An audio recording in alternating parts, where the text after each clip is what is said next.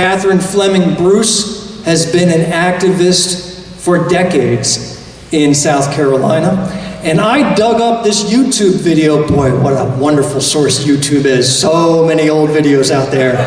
This one is from 10 years ago where she was interviewed. So I'm going to give her less than 2 minutes to hear this video and then invite our guest speaker up here. I had the opportunity to speak with political observer Catherine Fleming Bruce about the recent election and all the problems with it. All right. The recent Supreme Court decision with regard to the primary and eliminating more than 200 candidates from the primary ballot had impacts on communities, on candidates, on the democratic process, and on choice for citizens throughout South Carolina. I worked observing this. I have a Facebook website called Good Governance where we talk about those issues in South Carolina. And there was a lot of concern about people understanding why this happened, people having faith in the governance process, that the election commission, the political parties, and the candidates themselves, were they all doing the right thing? Was the reason for the decision properly, were people properly informed? So those are concerns with regard to governance. I also was a poll manager this year during the primaries at one of the polling places. And in the process of setting up for that, I discovered that over 30 of the precincts and wards in Richland County were not open. And I don't know why they give interviews outside next to highways. But in any event, please welcome from Columbia, Ms. Catherine Fleming Bruce, candidate for U.S. Senate. Well, thank you. Look at this great crowd. That's terrific. Okay. Can you hear me now? All right. Well, thank you so much. This is a wonderful crowd. Every chair is taken up, and that is fantastic. People from several counties are here. People from several communities in Greenwood are here. It's fantastic, because this is what we need to make sure that we win this year. This is just the beginning of what we need. And you all are the beginning. Those of us who come before you to try to win these seats, we're going to do it with you. We're going to do it together. And this year we must do it. Why? Let me give you just a few things that I've observed. And I know that y'all are paying attention to the news just like I am. But here's a few things that I have seen just recently. Republicans in the U.S. Congress have said that they think that January 6th was legitimate political discourse. I said, I'm not believing my eyes. What is going on here? I mean, I thought I saw crazy stuff, but this is crazy. Legitimate political discourse. What happened on January 6th? Most of us were watching on C-SPAN when that happened. We saw people were being killed, people were having their offices ransacked. Just so many things going on that many of us who have been to the Capitol, you just never thought anything like that would happen. And there are people who are on the Republican side who say that January 6th is appropriate and legitimate. So this is where we are with these folks. We have Donald Trump now, who is offering pardons to the insurrectionists. Okay, most recently, offering pardons. And we have our senator, or two senators, but the senator that I am opposing, Tim Scott, who says that Jim Crow is not an appropriate way to describe blocking the Voting Rights Act. So, we have people who are just totally in another space from where this country has to go and where this country has to remain. In this state, we have South Carolina senators. I went to one of the hearings last week, and one of the hearings was about telling physicians that they are to tell pregnant women about a particular procedure that is not approved by the FDA, just some experimental procedure. And that was going to be a South Carolina law. So hearing the people coming forward to testify, seeing the physicians coming forward to testify, and just being ignored. And hearing other people who give anecdotal or fanciful testimony being applauded.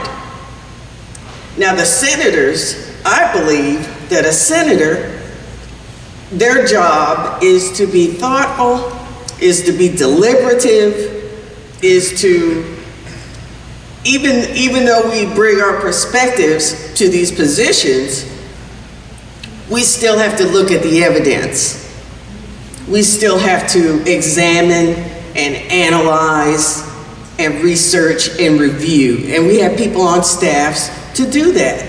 So we don't listen to nonsense and pass the nonsense on. You know, we don't listen to these things and say, oh, we're gonna pass it on to the committee, as if no other evidence had been presented.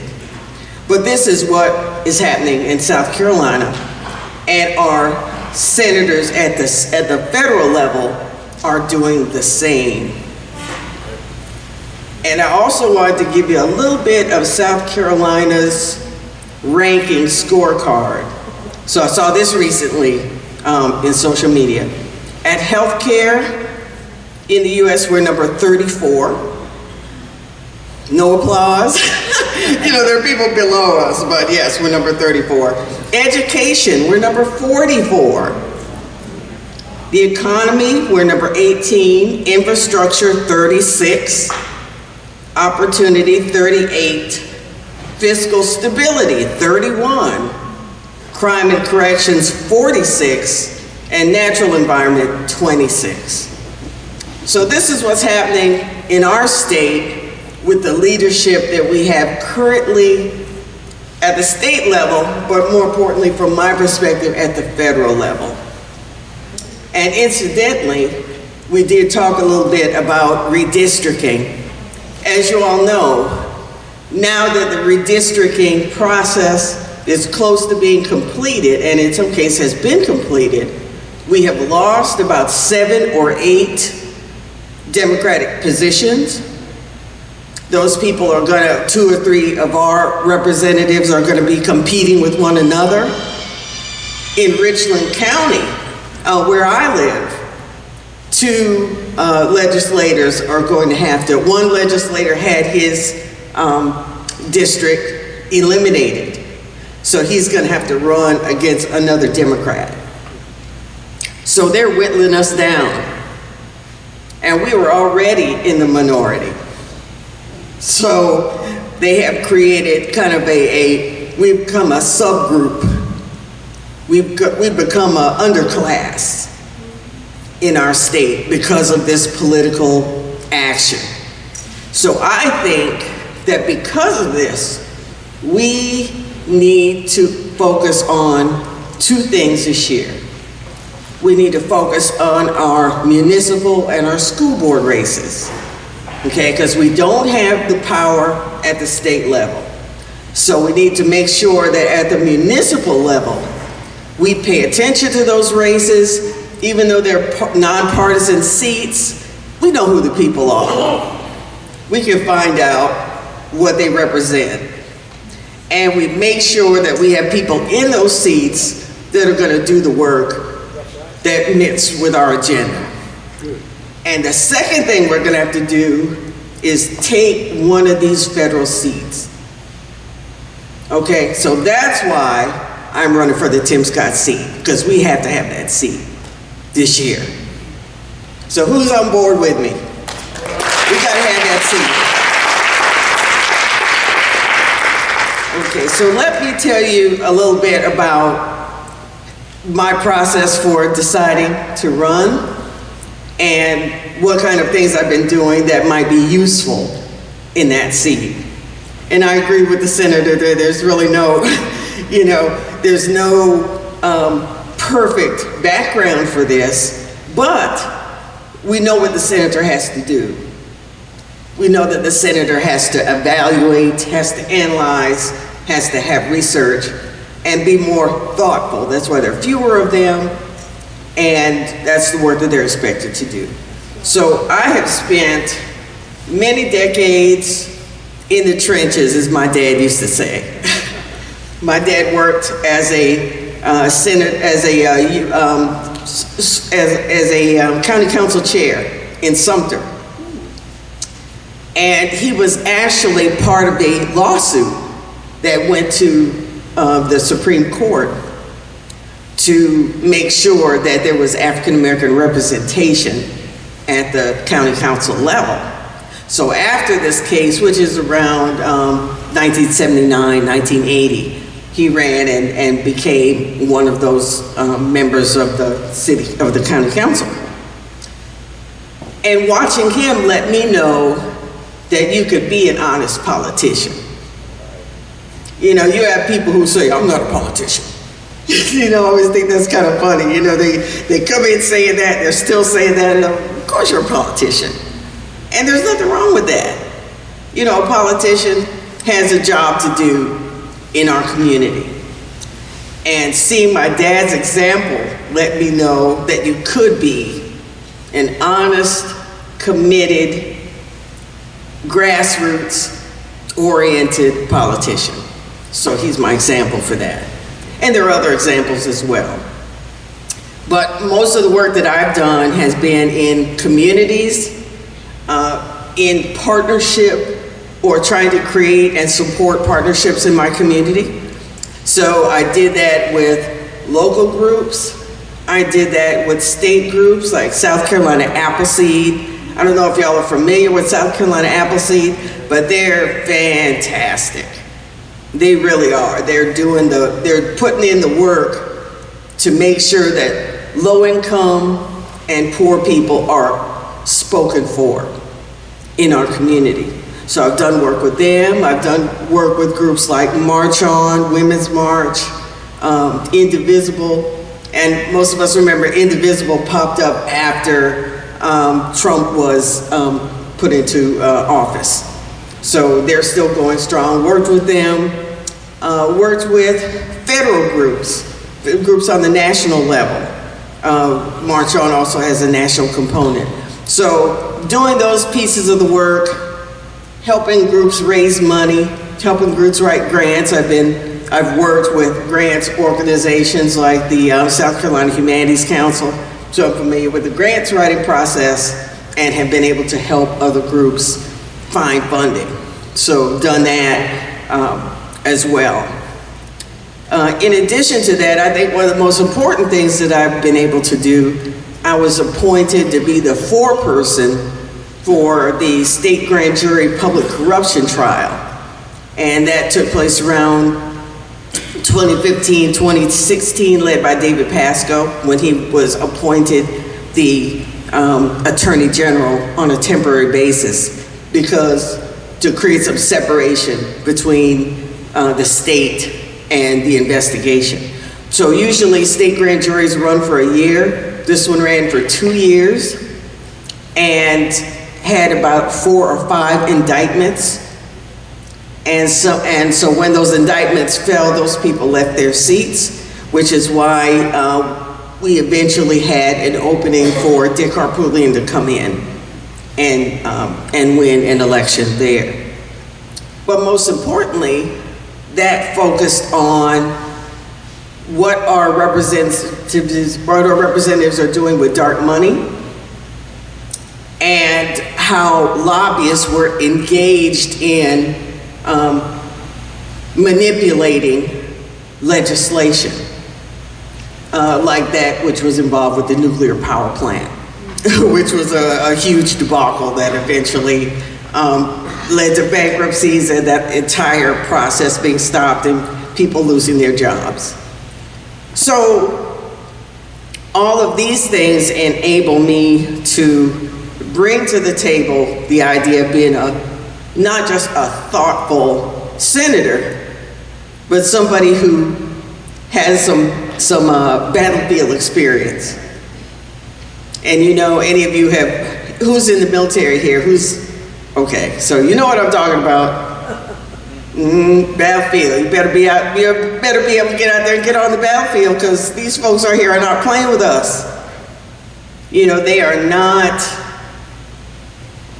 even trying to hide what they're doing at this stage. not trying to be subtle. You know, they are just out there to take us all out. And our wonderful president, Joe Biden, is still trying to work with these folks. You know, still trying to be bipartisan, which is important, but, you know, they are certainly not, you know, and have not been so for a long time. I did also want to say that I've been an active Dem for a long time and have been precinct leadership, have been, I wasn't able to become an executive committee person. I was an alternate executive committee person. And I eventually, for the Biden election, I was able to become a national delegate to the convention. So everybody knows that that's not easy to do. But I did it with conversation and cooperation from the entire congressional 6th district, not just from Richland County. So I reached out to other people there. So I've been very active there. I've been involved in the poll managing process. How many of you have been poll managers? Okay, that's a good experience as well. And I've actually did that since the Obama election. So I've been doing that for a good while. And last couple of cycles, I was asked to come in and do the absentee process. So I have great respect for all poll workers and all people who are in the election system at the county level and at the state level. So all of these suspicions that the other party is operating under, that people are cheating and people are trying to do all of these things, I find it very insulting. Because most of the people who are poll managers are ordinary residents, you know, doing the job that makes democracy possible. You know, without those people, we would not have a democracy. And so that is our most critical task, I think, right now, is to make sure we put people in place who are going to defend our democracy. And we know our democracy is under attack. So we have to have people in place to challenge that and to protect it. So this year, during the midterms and during the whoever wins the June primary and going head to head with the Republican opponent, the person you put in that seat is going to be on the national stage, most likely. Going to be on the national stage during these debates. And they're going to bring these discussions and these discussion points about democracy, about elections, about racism, about how we treat women, about how we treat immigrants, about our foreign policy.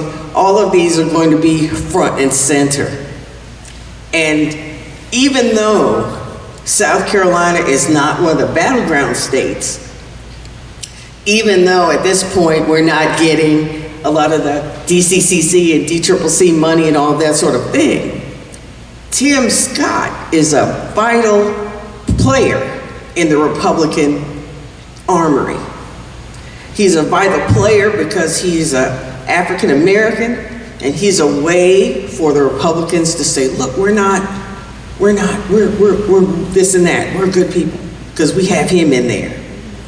Okay, so that's why we got to take him out.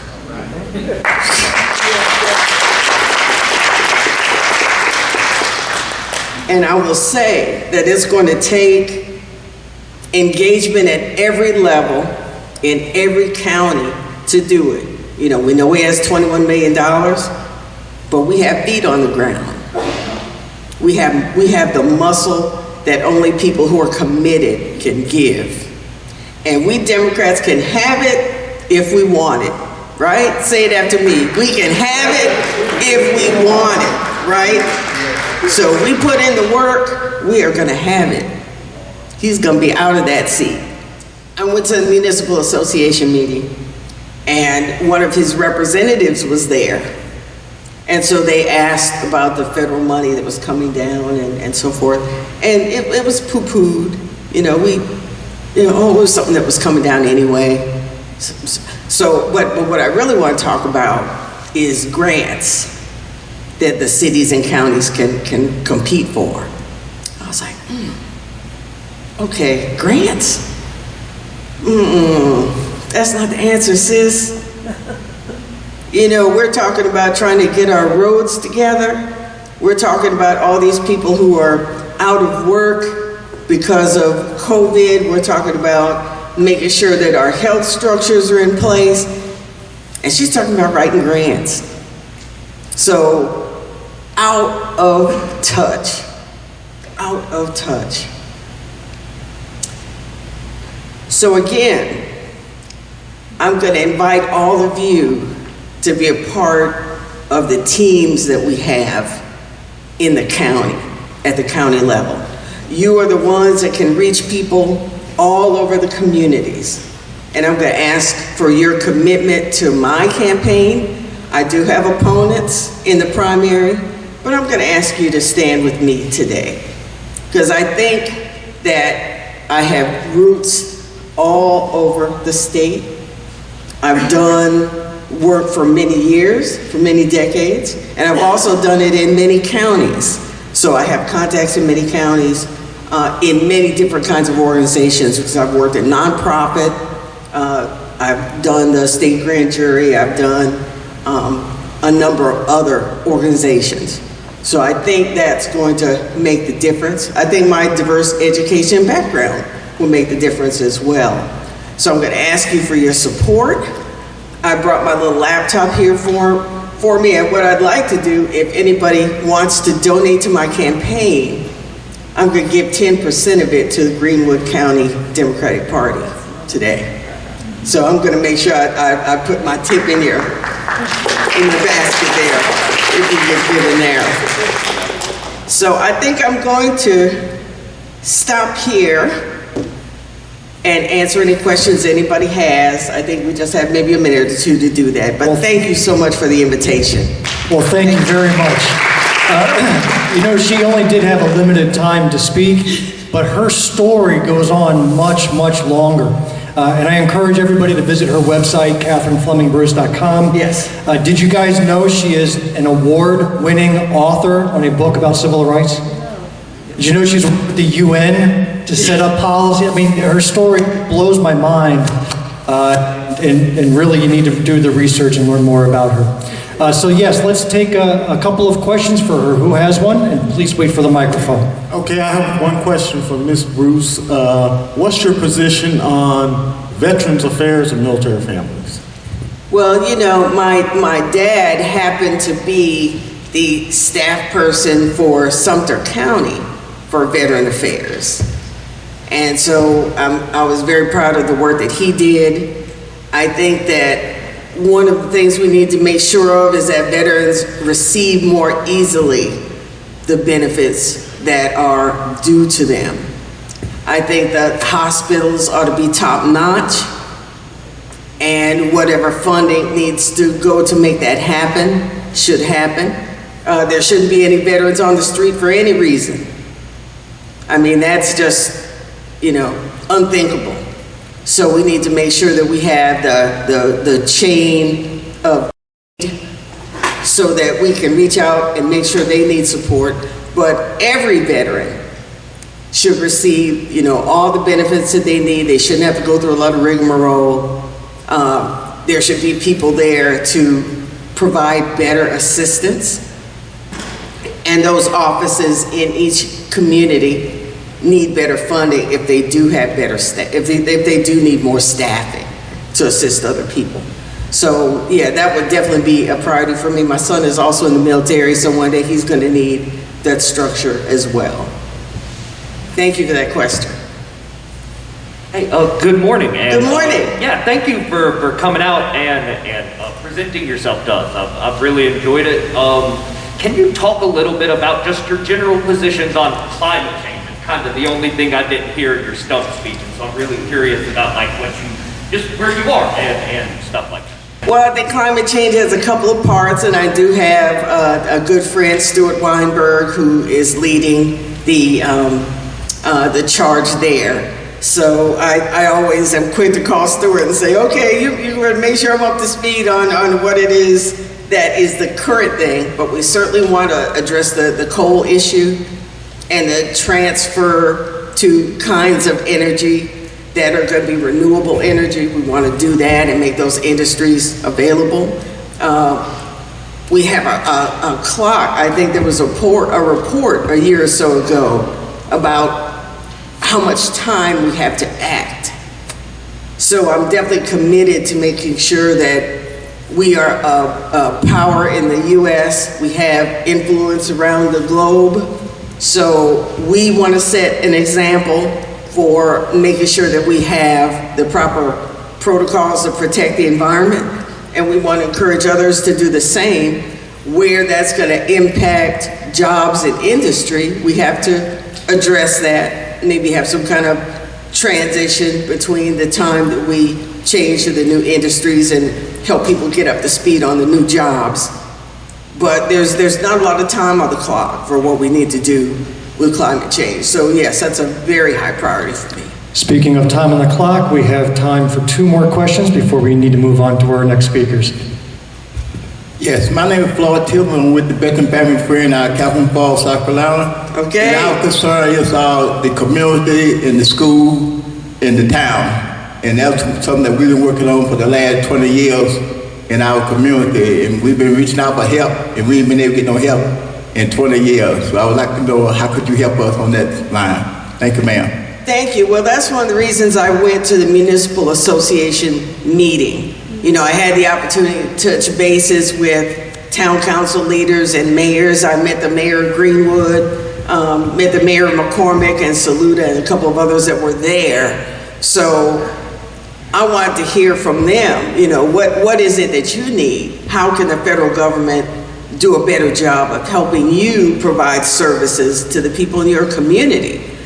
So I plan to, and I've already sent everybody that I met a little email. I said, look, y'all, I want to come to the county and I want to visit several communities in the county and have the officials there, the community leaders, and let's talk about what it is that you need. You can show me on the ground what's going on with the schools, so I will have that insight. So we're going to be doing that between now and June. So hopefully we'll be in Calhoun Falls, for sure. Okay. Hello. Hi. Could you speak a little bit on the expansion of Medicare and how that also affects the programs that we don't have in South Carolina? Medicare and Medicaid, you mean? Yes, universal health care. You know, if you didn't know already that we needed universal health care, we had the pandemic to tell us. Okay, so there are people who are still not listening and still want to have a system that's like we had before. Is that controlled by the federal government or by the state senate here in South Carolina, though, not expanding it, or who has that control to expand it or not? Well, that's the governor. The governor is the one who makes that decision. And the Affordable Care Act said that if you expand Medicaid, Medicare, send that to each state, then we'll provide X, Y, and Z insurance coverages. Those who don't, you know, just had the Affordable Care Act and the what we call Obamacare. So yes, that decision is made at the state level. That's also a way to control people, though, is to, I'm sure they can hear this loud voice, but that's also a way to control minorities and keep everybody down, is to it don't expand the services for people. That's Correct. that is I mean, as old as the governor is, he ought to be on Medicare. Well, he'll have his own things too, but you're quite correct. And I know we're running out of time, so we can talk more about that afterward. Thank you, everyone. Thank you. How wonderful is that? We are also honored that we are the first stop in Catherine Fleming Bruce's senatorial tour, so we are honored that she gets to practice on us, and you did phenomenal. Thank you.